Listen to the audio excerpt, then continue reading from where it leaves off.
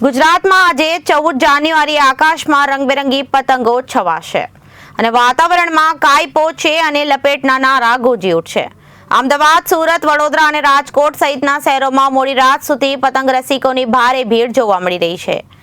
લોકો દિવસભર પતંગ ચગાવવાની સાથે મ્યુઝિક વગાડી ઊંધિયા જલેબીની ઝિયાફત માણવાની પણ સુરતીઓએ તૈયારીઓ કરી નાખી છે। તો બીજી તરફ ઉત્તરાયણના પર્વ પર કોઈ અકસ્માત સર્જાય તો તેના માટે 108 કરુણા અભિયાન અને ફાયરની ટીમો પણ ખડે પગે રહેશે।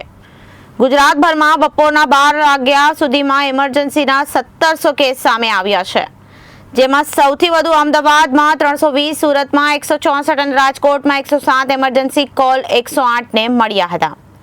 દોરીથી ઈજા પહોંચાડવાની સાથે રોડ અકસ્માતમાં ખૂબ મોટા પ્રમાણમાં વધારો જોવા મળી રહ્યો છે। ઇમરજન્સી કોલના સતત વધારાને પગલે બાઇક ચાલકોને બહાર ન નીકળવા માટે તંત્ર દ્વારા અપીલ કરવામાં આવી છે। ઉત્તરાયણ પર્વ અને તેમાં પણ સુરતીઓની ઉત્તરાયણ એટલે કે કંઈક વિશેષ જ હોય છે। વહેલી સવારથી ધાબા ઉપર લોકો જતા રહ્યા હોય છે અને રંગબેરંગી પતંગોથી જે વાદળ છે તે અત્યારે જોવા મળી રહ્યું છે અને ઉત્સાહ છે તે પતંગ રસિકોમાં જોવા મળી રહ્યો છે। ત્યારે અહીંના કેટલાક લોકો સાથે પણ વાત કરીશું, શું કહેવું છે તેમનું। શું કહેશો, આજે સવારથી ધાબા ઉપર ઉત્તરાયણ મનાવવા આવી ગયા છે? આજે ખરેખર બહુ ખુશનુમાલ માહોલ છે। કાલે બી પ્રેસમાં ને મીડિયામાં જાહેર કરવામાં આવ્યું હતું કે હવામાન સારું રહેશે, પતંગ રસિયાઓને ઘણી મજા આવશે અને ખરેખર તે પ્રમાણે જ છે। લોકો ઘણો આનંદ લઈ રહ્યા છે અને ઉત્તરાયણ માટે સુરતની ઉત્તરાયણ એટલે ખરેખર એનું પૂછવાનું જ ના હોય, લોકોને બહુ મજા આવે। મારે ત્યાં અમારા બોમ્બેથી મારા ભાણેજો દર વખતે ઉત્તરાયણ કરવા માટે સુરત પધારે છે, એમને ખરેખર બહુ મજા આવે છે। એ લોકોનો ધંધા બિઝનેસ છોડીને એ લોકો 2 દિવસની લીવ લઈને પણ ઉત્તરાયણમાં મજા કરવા આવે છે। એટલે સુરતની ઉત્તરાયણ ખરેખર જ બહુ જ મજા આવે છે લોકોને। બિલકુલ, એટલે મુંબઈના પણ મહેમાન અહીં છે, શું કહેશો તમે? જે રીતે અહીંયા ઉત્તરાયણ, ત્યાંની ઉત્તરાયણની સુરતની ઉત્તરાયણમાં શું ફરક? હું છેલ્લા 20 વર્ષથી આવું છું અને 20 વર્ષમાં મારો એક્સપિરિયન્સ મારા મામા સાથે, હું મારા અહીંયા મામા રહે છે અને 20 વર્ષથી હું અહીંયા ઉત્તરાયણ ઉડાવવા આવું છું પતંગને।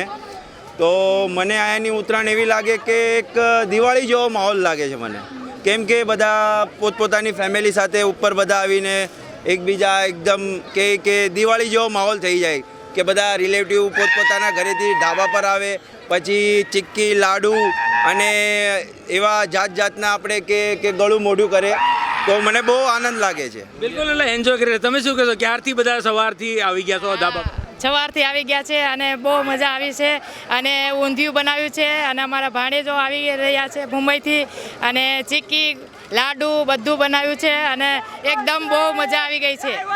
શું કહેશો, ક્યાં સુધી આ ઉત્તરાયણ, વાર્ષિક ઉત્તરાયણ પણ આનો કોઈ મનાવતા હોય છે? હા સર, ચોક્કસથી।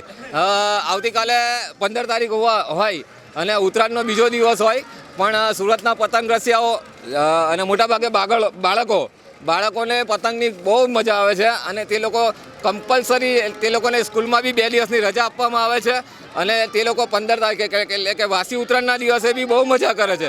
એટલે ખરેખર સુરતની ઉત્તરાયણ એટલે પૂછવાનું જ શું ભાઈ, બહુ મજા આવે। Very good. સુરતની ઉત્તરાયણ એટલે ધમાલ। તમે શું કહેશો વડીલ? સુરતની ઉત્તરાયણ એટલે હું આજે 54 વર્ષનો થયો ને હું લગભગ 40 વર્ષથી પતંગ ચગાવવાનો શોખ છે મને ને હું દર વર્ષે ધાબા પર ગમે તેવું કામ છોડીને ધાબા પર આવી જાઉં છું ને મને પતંગ ચગાવવાનો બહુ શોખ છે ને હું દર વર્ષે વિડીયો બી મૂકું છું સ્ટેટસ પર ને આ વર્ષે બી આનંદમય પવન બી છે ને બધા શાંતિપૂર્વક તહેવાર બનાવો એવી અમારી અપીલ છે। બિલકુલ, જોઈ શકાય છે કે લોકો સવારથી છે તે ટેરેસ ઉપર લાગી ગયા છે અને પોતાની મસ્તીમાં કોઈ કિન્ના બાંધી રહ્યું છે, કોઈ પતંગ કાપી રહ્યું છે, કોઈ કાપ્યો છે એની સિચકારી જે તે જોવા મળી રહી છે અને આકાશમાં સર્વસ્ત જગ્યાએ રંગબેરંગી પતંગોથી જે વાદળ છે તે જોવાયો છે અને અહીં લોકો ફૂલ ફેમિલી સાથે એન્જોય કરતા નજરે પડી રહ્યા છે અને ખાસ કરીને મુંબઈના લોકો પણ અહીં મહેમાન ગતિ કરવા આવતા હોય છે અને ઉત્તરાયણનો પર્વ છે તે ધામધૂમ મનાવતા હોય છે।